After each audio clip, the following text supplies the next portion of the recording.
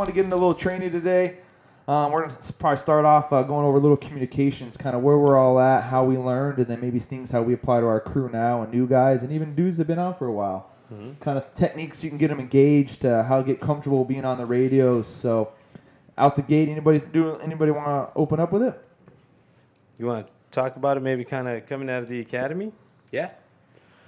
I mean, I know like during like our academy, they always make you carry those radios everywhere you go, for 16 weeks, and that's in itself is different to carry something that not your cell phone or something that's sticking out. It's all huge. It doesn't fit right because they're all like old. But I don't know. You always think you gotta yell in that thing, Like when you hit it, you try to like look down and just scream, and then when you start hearing it from other radios, like, oh, dude, I can just normally talk to this guy, dude. Never mind hear me. And then when we used to do those skillies, we would do the radio traffic around. Like you'd call somebody out. So when you're tired, and then that kind of, at least for me, dude, that helped me out a bunch. Is just kind of stay calm, control your breathing, and then just know that volume. Like that's gonna. We have those little microphones on our masks, so that does everything. We got the Bluetooth and all that. So you go from wanting to scream to understanding. So once you hear it, at least for me, that helped. Mm-hmm. And I feel like you go from the academy where they're kind of teaching you accountability with your radio, not wanting you to lose it, to you get on the truck now and it's almost like have your radio at all times, but you're not saying anything in it. So I feel like you go a while without kind of using those skills and sharpening them and getting better. So it's something that we probably all need to be aware of, that we need to keep everybody fresh on that and keep giving you chances to talk, even if it's calling for an ambulance, even if it's calling alarm room for something simple, and just learning how to talk and getting used to the nerves, because it's always different, don't you think? When it's practicing it is one thing, but when you're talking to the radio and somebody's listening, all new nerves come up and you start fumbling your words and you start blanking out. Voice all changes. But yeah, like halfway through my booter year, I got pulled aside by an engineer, and he's like, "You can probably stop bringing your radio." Like, oh, okay. And so it's like that just means like that's that old school mentality of like you just don't talk on that thing. You just carry it if you want. Yeah. So, but now hopefully we trend a little bit differently. They almost like preach it's like your lifeline. Like you need to have this on you at all times. Going to the restroom, if you're going to the store, you're doing this, which is a good way. It's a good mindset to start, but then they don't build from that. Yeah. Like, okay, let's go to the next step now. You always have it on you, so you're comfortable. If it's in your gear, you're on EMS call, where are you going to put it? How can you talk? Something goes wrong. But then the building block would be, okay, now let's talk on it. Like what's some techniques or things you guys done? I know a couple of little drills that we would do, but little drills that you guys, that your captain or somebody on your crew would make you do. Well, just kind of going back, I think that's one of those things that over the years we've gotten better about. Initially, for us, the radio was just as you just have it on in case you need to hear something, but you're not actually doing any communicating or talking through it. But as of just recently, is one of the things that kind of stands out is when we do our tactical training. We have guys that have been on 15, almost 20 plus years. And they were no better on radio communication than the guy who was there 6 months. So there's that huge disconnect there. It's like, man, you've been here quite a long time. Why can't you key the mic and say something?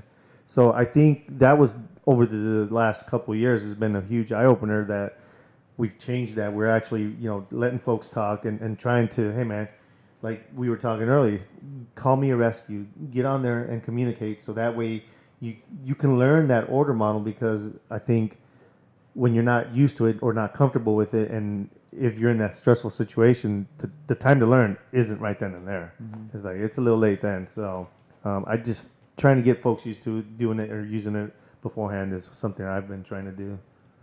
And I think if we set people to fail on it, it makes them even worse at wanting to talk on the radio and wanting to use it, where I know like a lot of times I see your booter year, you're coming in and now we're going to do a surprise Mayday drill. And we're going to totally catch you off guard. And now you haven't been talking on this radio for the past month and a half. And all of a sudden we want to do this surprise Mayday drill. Right. And then you fail at it and you do terrible because you're trying to remember everything and it's not perfect. And then we sit there for half hour afterwards and we critique you about how bad you were on it, you know. So now the confidence has been beat down. Now the practice reps weren't there. They just went straight into the game and failed. So I think that we need to be better about getting those practices in, getting them in a controlled environment to where you feel comfortable, and then add the stress level, and then add the extra parts of talking through your mask and talking with gear on and being tired and doing all that, rather than here it all is at once, you know. So Super good point, man. I love that. That it's like they consider it's part of your PPE, and now you're gonna talk on it and having fun with it, man. Creating an environment. Even like with my crew, before, like you said, we jump them in the Mayday. We'll do stairs. When this all virus wasn't going, we do stairs. Pat would make Oscar and myself go through a Mayday or go through radio traffic first, so they can kind of, if it's rains or Bailey, they get a feel of like, okay, that's a flow, and we'll mess it up, and then we'll talk and correct ourselves, and or Pat would be like, hey, you could have done this, or even a new guy, what did you see I could have done better? And then you slowly work him into it. And the next time we do stairs, like, okay, now you run it. You and Pat are on the sixth floor. He goes down. How would you do it? So I think even using that senior fireman, like making us do it first, and then having them go through it, that kind of builds a little bit of confidence. yeah, because a lot of times we put all the pressure on them of you go, and now we're all going to evaluate you. You know, now it gives them a chance to hear one, you know, the old hear one, see one, do one, you know. So teach one at the end, you know. So I think it's a good point, man. It's a good practice to let them get to see somebody else do it, because a lot of times with everything that we do in life, and especially in the fire service, a lot of it is we don't know what it's supposed to look like. So most time, if you show me what it's supposed to look like, then I can do that. I don't know what I'm shooting for if I've never seen this before, you know. You just hook it up with a template, then I can do that, but I'll put my own little spin on it versus shooting from the hip and just saying dumb stuff, and that doesn't make sense. Yeah, and then I learn how you, as my supervisor, how do you want it done?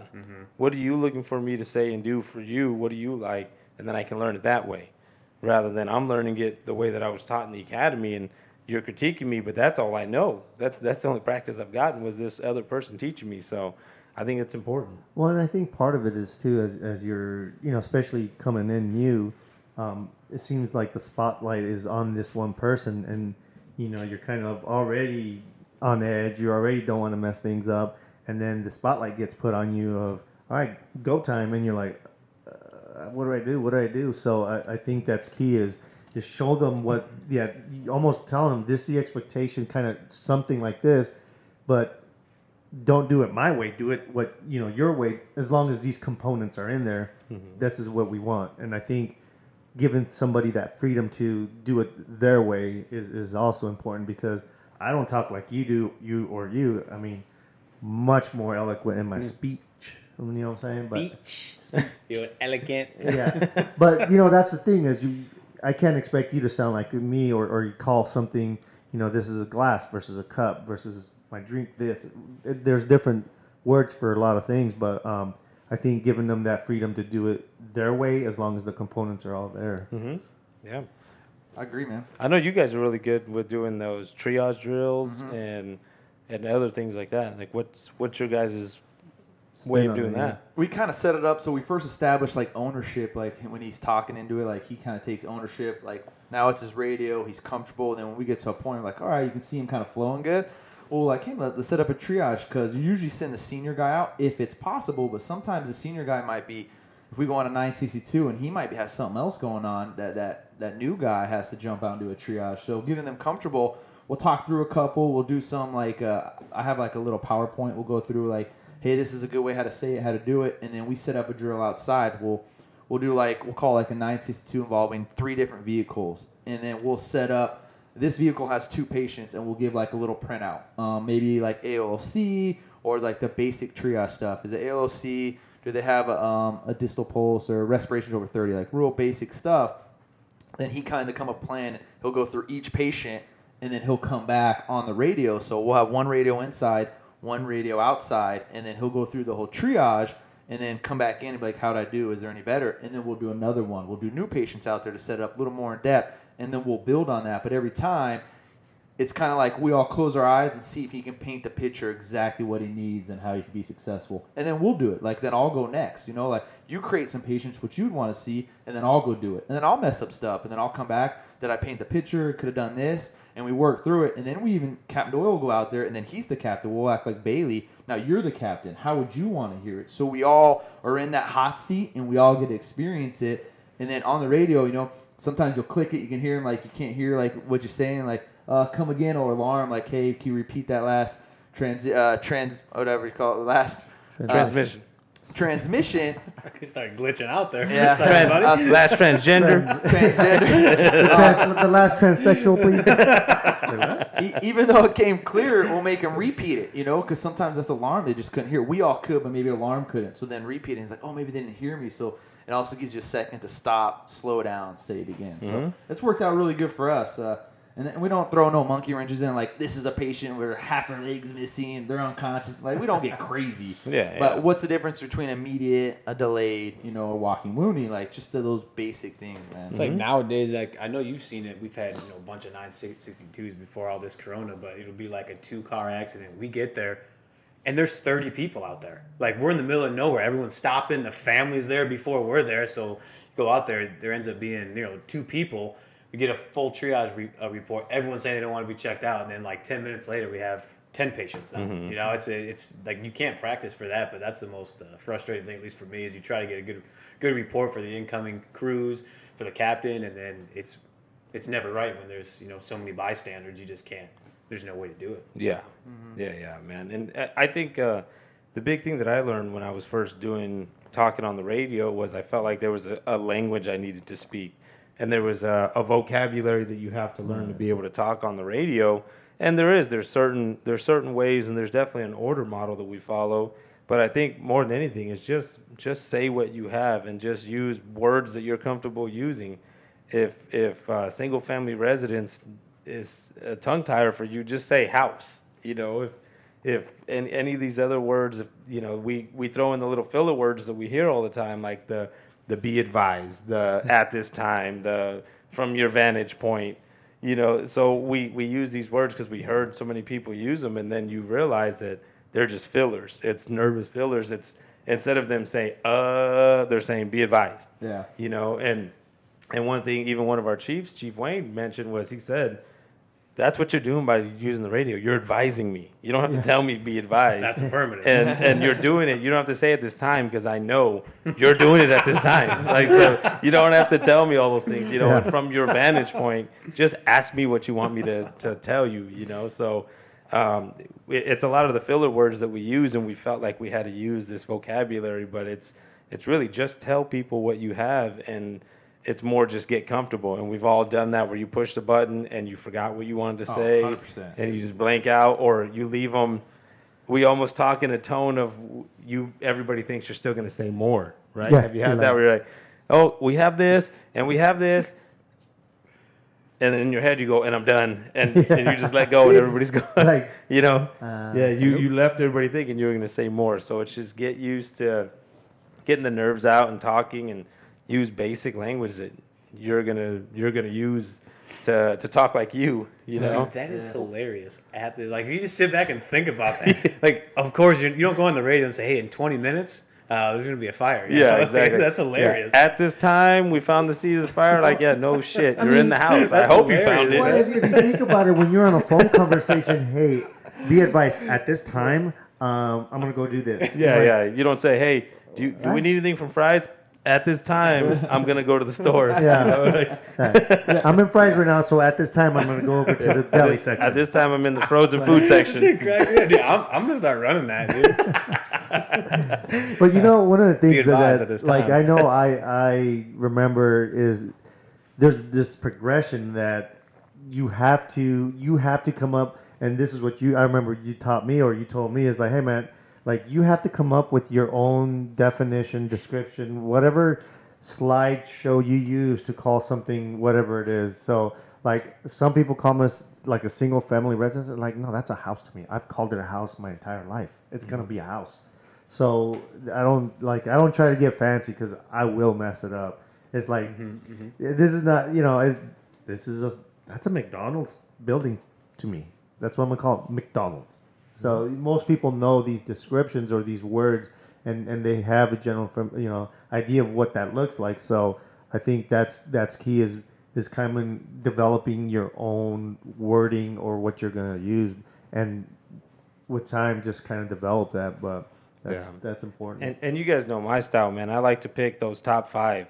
Pick those top 5 descriptions and stick with them, because at 2 in the morning when you're running a fire and you're half asleep, you're not going to remember any of the fancy words, right? So I always like I call them house, apartments, strip malls, commercial buildings, and hotels. But the fifth one's always my oddball one, the hotels, the townhouse, the motel, Holiday Inn. And so, but save those. So those are my basic ones that I'm going to use. So in the middle of the night, if I'm blanking on what all the fancy words I want to call this, it's a commercial building. It's a 2-story house. It's a single-story house, and everybody still knows what I'm talking about, but it prevents me from getting tongue-tied.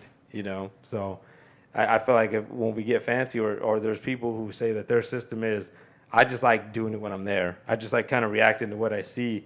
If you don't have a system set up, you're going to get very, very long-winded on what you see and what you have. And the way we're stacked up here in the valley is everybody's right on top of you. So there's not much time to sit there and have a nice little conversation and get out and take your time and look at everything, because you have 5 trucks right behind you, all dying to get in on this call. So I think it's definitely have a system ready and set to use is important.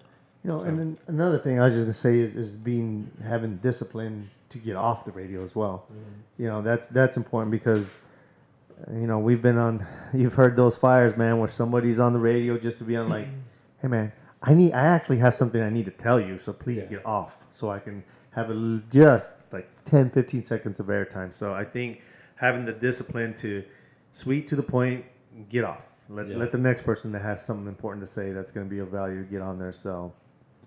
And every time you go over training, too, I like to always say, man, it's not a pass or fail. You're not failing if you do something wrong, or maybe your triage wasn't perfect, or whatever the training is. It's not pass fail. You can only grow and get better. So maybe you're at a department where you don't get that opportunity. You could find another guy. 2 backseat guys can run that whole triage, whatever type of training. You don't have to, if the captain or the engineer's not engaged, or maybe they don't give you the opportunity to talk on the radio, you can set up something super simple. Couple patients, just get a distance, one inside, one outside, and just start practicing with it.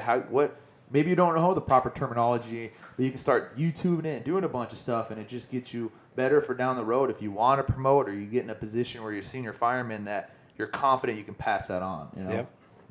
We're fortunate in Goodyear that a lot of us are engaged to do it with people. It's not always like that everywhere else. No, and it's definitely, it hasn't always been that way either. And I can say a lot of the things that I learned were definitely self-taught. And the old thought of you have to have a lot of these calls to be good at it isn't true. I mean, I wasn't super firefighter, man, out there just slaying dragons left and right. But everything I didn't get from actually being on calls or from good teaching, I got from education.